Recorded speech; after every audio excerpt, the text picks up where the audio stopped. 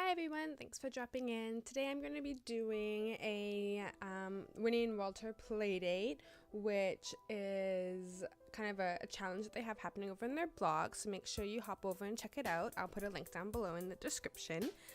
They have some really great sentiments and stamp sets that I'm having a lot of fun with. I just got them this weekend at the Simon Says Stamp, I guess, convention, or Simon Says create workshops that they had going on, so it was a lot of fun. I'm going to be using these two stamp sets.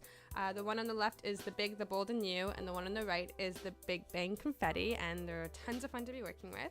I'm also going to be using distress inks to create this effect. I'm going to put a link down below to Jennifer McGuire's YouTube channel. Check it out. I learned a lot of my techniques from her, and she kind of inspired me to create this card.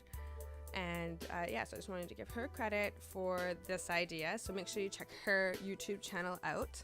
So I'm going to be stamping out some watercolor paper, and I'm going to be taking that big, bold thanks, a greeting that's in that stamp set, and I'm going to be inking up with the following distress inks. The first one is going to be Fired Brick, and then Victorian Velvet, and then I'm going to go on to Mustard Seed and Mowed Lawn, and I'm just kind of inking it up in a bit of an order. I know, like, Tim says that you can take your distress inks and like ink the lighter over the darker and it won't affect your ink pads, but I'm one of those people that really hate doing that because I do feel like it affects it even though it doesn't. So I try really hard not to touch the ink beside my I guess the darker ink or the lighter ink. I try not to have the ink pads touch. So here I am just stamping it out, getting that on there, and then I'm going to move on and use the Big Bang Confetti stamp set, and I'm going to be using the bubbles, or the dots, not the solid ones but the outlines. I could have used the solid ones now that I think about it. So I'm going to take those dots and kind of just pick out 4 that I like. I think there's only 4 in the stamp set, and I put them on each corner of my block so I don't have to have so many stamping acrylic blocks out. And then once again, using the same distress inks that I used in my sentiment, I'm just going to be stamping it, kind of staying in the middle of the card, and not making it go everywhere, but in my random order, which we all know isn't random. Like, let's be honest, when we say that, oh, we just scattered a few sequins around or whatever, we know we didn't just scatter them, we strategically placed them.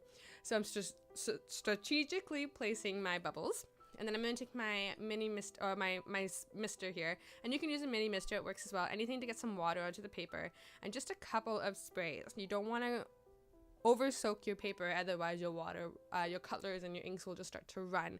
And I kind of wanted to stop the running because I added way too much water, and you could let this air dry and it would look really cool, but I'm very impatient and I added too much water. So here I am just taking a baby wipe and dabbing away some of that extra water and color so it doesn't start to muddle together.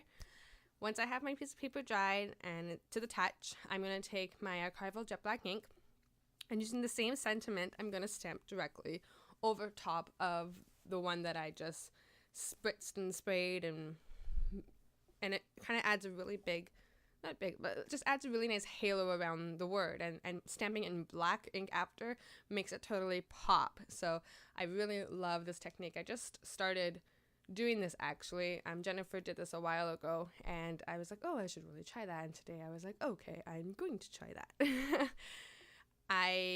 I'm using a basic A2 standard card. I think this is like 100-pound paper that I got from Michael's. Nothing too fancy. And then I'm just going to put some black paper right over top of it using my favorite Scotch tape runner. I also got this from Michael's, and the refills there are not too bad price, especially when I use the 40% off coupon. Love the little app on your phone. Do you guys have it? So now that I have that already, I've trimmed it down. I took that off screen because I'm a terrible trimmer. So truth to be told, this is my second card base and my black card on top because I completely made it super wobbly. And I'm going to take some of this foam tape that I picked up at the store, and I'm putting it on the back of my card because I wanted to give my card some dimension. I felt that it was really simple, and I felt the dimension would really add a little something extra to the card, and not make it look so flat. So once I have that on, just putting it on my card base, trimming it down, and then that is it. That is the card. I know it seems super simple, super easy, and I encourage everyone to give it a try. I have bunch of different color combinations, which you'll see here in just a minute. But I just like how everything's in the middle, and then the colors just kind of like, it's like a halo around the words. It's just so pretty. And it works really well with the Winnie and Walter stamp sets, especially their big, bold words. So I did a bunch for congratulation cards for my friends who are graduating. And some of the colors that I used were peacock feathers, picked raspberry, spiced marbling, and salty ocean. And they were so fast and easy to make, so I really encourage you guys to try this technique. If you like this video, please give me a thumbs up and subscribe. Also leave me a comment to let me know what you thought of the video. I always like a little bit of feedback. Follow me on Twitter, Instagram, and Facebook, and I look forward to seeing you guys next time. Bye!